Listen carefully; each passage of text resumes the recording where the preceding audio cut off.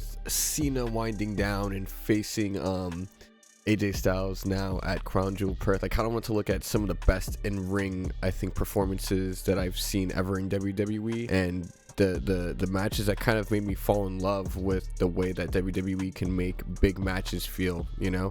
All these matches that I kind of have on this list I would consider 5-star, and at the same time, like, this is my personal opinion, you know.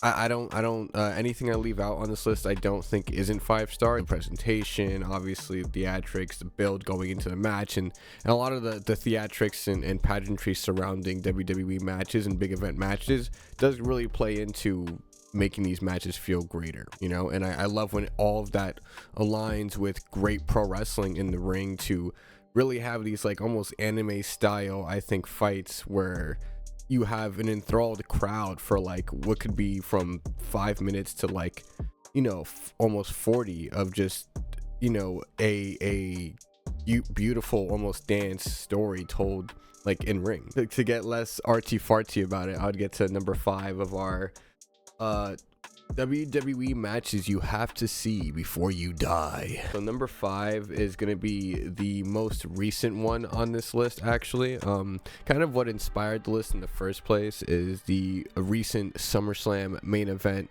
between Cody Rhodes and John Cena. This match to me it's not the most technically sound match, right? But it's exactly what it needed to be, and story wise, right, and spot wise, a lot of what was happening was that symbolic passing of the torch of top guy from Cena over to Cody. I think the context surrounding the match was that going into it, we kind of didn't know how good it was going to be, because with the heel turn that happened, you know, and then this weird revert that Cena seemed to be doing because Cody, I guess, goaded him into a do or die situation, you know, didn't seem like true or even real. There was a point in the match where, you know, after just so many kickouts of finishers and false finishes where we did think it was over, you know, and like, you know, and Cena busting out a code red to Cody on the floor. Cena,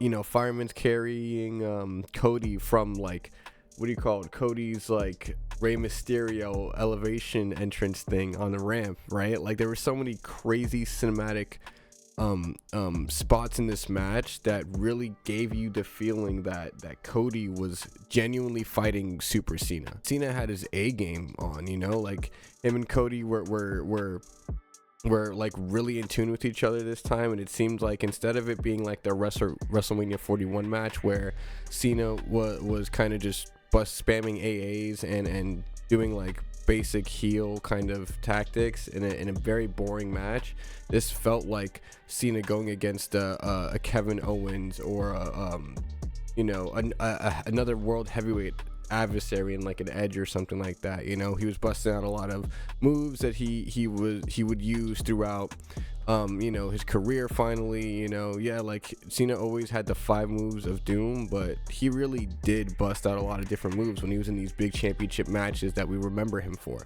and it felt like that Cena once again. To have the fans chant Super Cena, you know what I mean, it's such a big turnaround from what that type of character actually used to mean in the first place, right? So I think for us to see in that match kind of the rebirth of face Cena, and for that to happen in real time, and then for the match to be that passing of the torch and done perfectly, it's one of the greatest WWE matches of all time for me on that fact, and everything it does and how it accomplishes that like perfectly. I mean, there's a lot of, I can probably do a top 5 SummerSlam matches, you know what I mean? Like it's a high bar for that event, which we'll actually see later. So number 4, I'm actually going to take it back to the golden era, in my opinion, of NXT, which was that kind of that 2013 to 2019 black and gold era. During that era, we did have, like, I think what was the best tag team division as well at a time in North America. You had,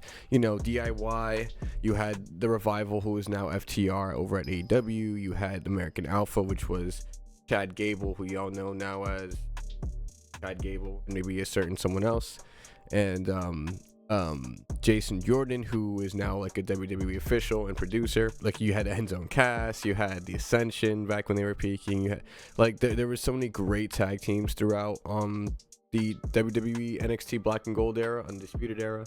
You know, that just really exemplified great tag team wrestling, because not only were they putting on great matches, but they were legit getting feuds, you know, and the matches were also getting a lot of great time. So you had just an era of great tag team wrestling happening at these takeover shows, and there was none better than the rivalry between DIY, which was Johnny Gargano and Tommaso Ciampa, versus the Revival, which I already mentioned, FTR, which is Dax Harwood and Cash Wheeler. And these guys, man, they're just perfect tag team wrestling. The match I have as my favorite in question is the 2 out of 3 falls match that they had at NXT Toronto. This 2 out of 3 falls match was amazing. The timing that FTR has is just insane. They're like, because the spots are always extremely creative, but it's how slick they are with it, where it does feel like they are just cerebrally like outplaying their opponent. These are both teams compiled of wrestlers that know how to make the opponents look good and themselves look good. You know, it was just like a match made in heaven. And the stories of DIY being like that face team trying to get it over on the tag team heel masterminds in Revival is so satisfying. I've never seen a dual submission finish, right, be so satisfying. The crowd was losing it, getting ready for the Revival to tap to lose those titles, and for DIY to finally climb to the top of the mountains. It was just a perfect tag team match. Probably my favorite tag team match of what I consider probably my favorite era of tag team wrestling ever, which I know Attitude Era fans will probably get mad about, but Black and Gold NXT's tag team division was awesome, and I feel like the 2 out of 3 falls match between DIY and Revival kind of exemplifies that whole division and what it meant. Number 3 is we're going back to SummerSlam, kind of reminding me of what's going to be happening at Crown Jewel Perth. We have, for me, AJ Styles and Cena's second bout at SummerSlam 2016. That one, man, to me, like, I wasn't even sure Styles was going to be going over, you know, and I think that was just like the cherry on top. But that match, man, was like, these are 2 main event championship caliber like wrestlers really getting to have something legit, you know, and tell an awesome story. And you know, I think it was even just like a straight 20-minute match. You know, the spots they were going for, like AJ was busting out a bunch of great moves in the same, and like and then Cena was trying to one up him essentially, and it was like these two alphas trying to one up each other essentially on the SummerSlam stage. AJ came there to do what he said he could do, and he did it in the way that he should have done in the first place at Money in the Bank without the help of the club, right? But you know, he came in there and beat up John Cena, and that's what he did, and it kind of birthed essentially one of the best gimmicks going into 2016-2017 for AJ Styles, and made him kind of a legit star and then multi-time WWE champion. So it's like AJ Styles was already Mr. Worldwide in terms of wrestling, but I think the John Cena match here that he had, and it especially being such an amazing match, and kind of the match that signified John Cena's status from full-time to part-time as well, with John Cena leaving his armband in the ring, you know, and starting to take a lighter schedule.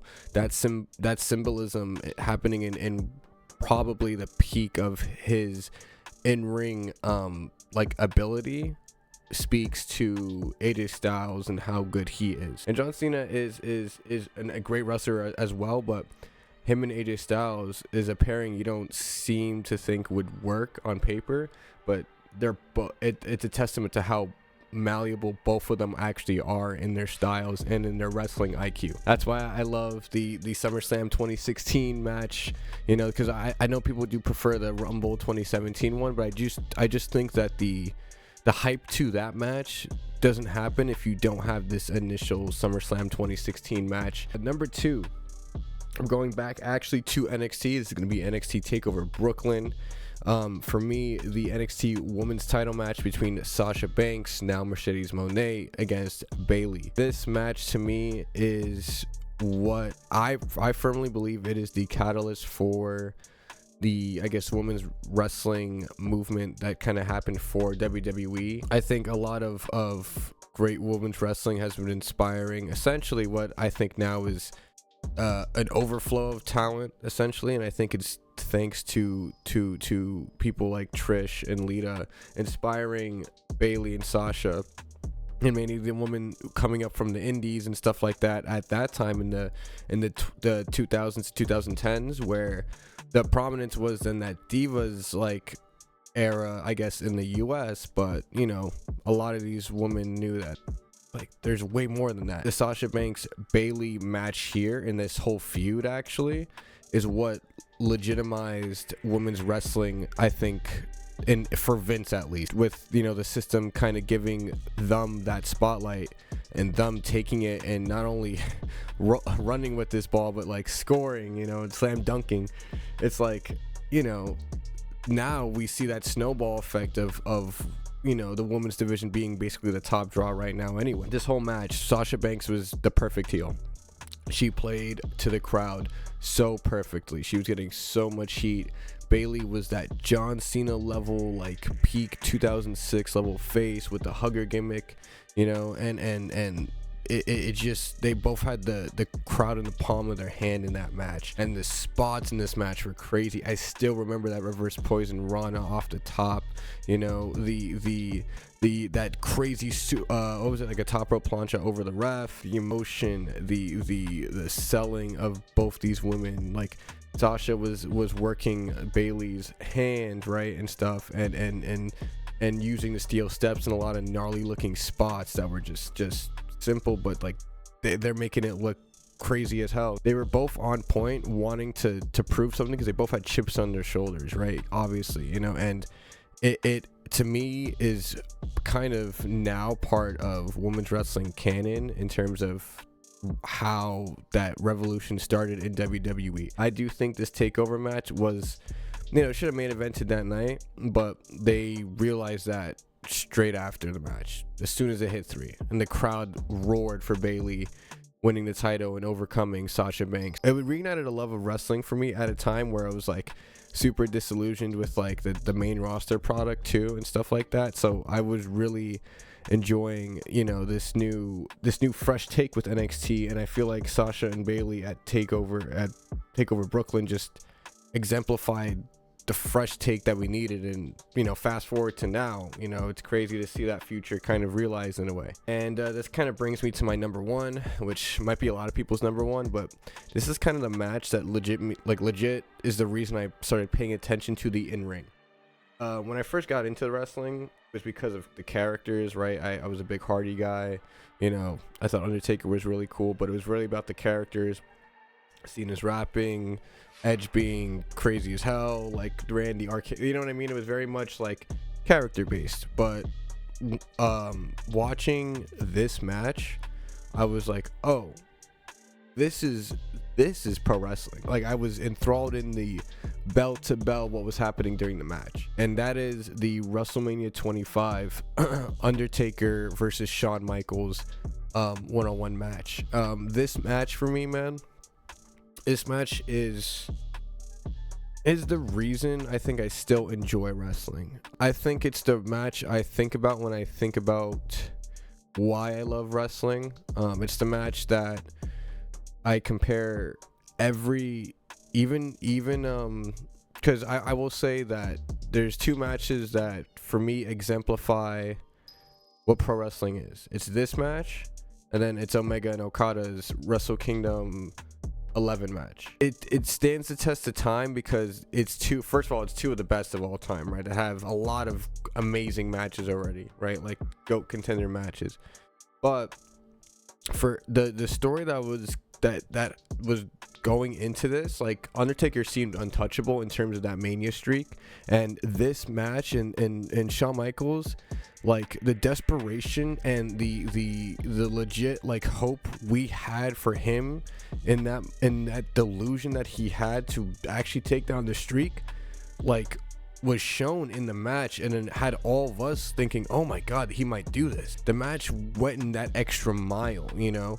that you very few matches do, right? Where it's like, man, like this can go in any direction. Not like, oh, we see the narrative, but like, wow, like either way, this is what we're witnessing here is different, is transcendent. Right? Shawn Michaels and Undertaker in that building and around the world where everyone was watching live, we all transcended in that moment and were completely absorbed in that.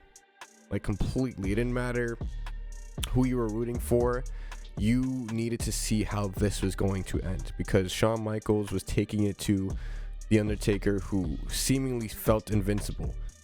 But in Shawn Michaels' delusion and in faith and reassurance in who he is as Shawn Michaels, you know, this is the best version of him coming at the Undertaker like it was his career was on the line, which then kind of the obsession goes further, right? Which I kind of love how they did it. Man, the two contrasting entrances, everything about that match, the calls from Jim Ross, the death-defying spot that the cameraman was killed Undertaker with when he caught him terribly on the dive, you know, the moonsault into the tombstone for the finish, the kickouts of the Sweet Chin Music, the initial kick out of the tombstone that had like Undertaker actually genuinely just perplexed, just like, what do I gotta do to put this man away, which you never see on the Undertaker's face. And JR selling that, you know, and JR being one of the he's one of the GOAT commentary guys, so it's like his calls just elevated that match, and his emotion, and him also just basking in this awesome moment between two of the greatest of all time, putting on the greatest match of all time. It's just art. I don't know how else to explain it, but it's just like the absolute drama in the match, the theatrics of the entrance. Like I said, these are two men, you know, really giving it their all, and it just feels real. You're in that moment. It's really real. You're like, damn, I want Shawn Michaels to break the streak, or you're like, I want Taker to be able to put this guy away. The streak must live on. Man, Shawn Michaels and Undertaker is the greatest match, and is the match you should watch. If you watch any of these matches, you should watch Shawn Michaels and Undertaker at WrestleMania 25. Those are my top 5 WWE matches that you should watch before you die. Let me know which ones you guys think are a lot better, and why my list is stupid, or whatever I missed out, why I'm wrong. If you enjoyed my list, if you didn't, like, subscribe. I'm going to be doing more lists, I think, in the future. I kind of want to cover the greater wrestling, because I do have a top matches of all time, kind of all promotions list, but I kind of wanted to get the WWE stuff out the way first, just because I feel like I primarily covered WWE.